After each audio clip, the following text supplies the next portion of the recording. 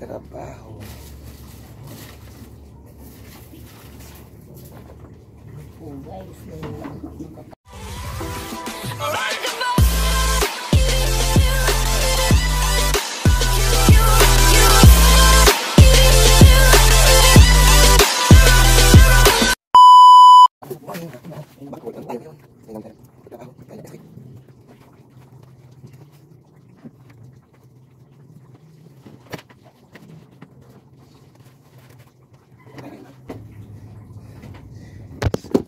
Palo, let's go.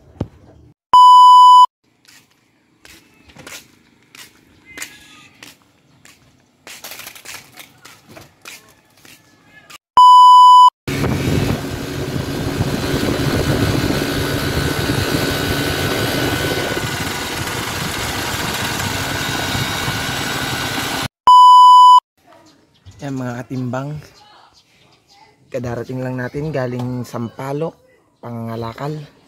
Yan ang ating mga nabiling kalakal sa Sampaloc. Sa kapatid ko po yan, at ito sa kapatid ko rin.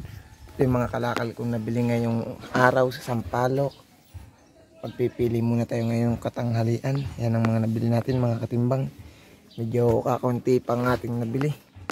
Naglagay lang tayo ng bubong sa motor. Pinagpatong lang natin para tayo hindi masyadong mainitan ng pagpipili.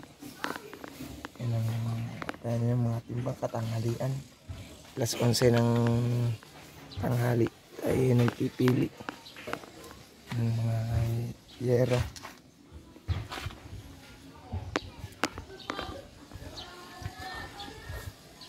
Yan mga katimbang, nakapagkarga na tayo ng yero.